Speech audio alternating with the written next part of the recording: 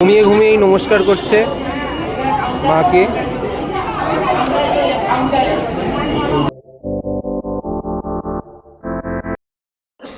এখন আমরা যাচ্ছি পুজো দিতে। আজকে ফলহারিণী অমাবস্যায় আমি আর পোগো যাচ্ছি পুজো দিতে।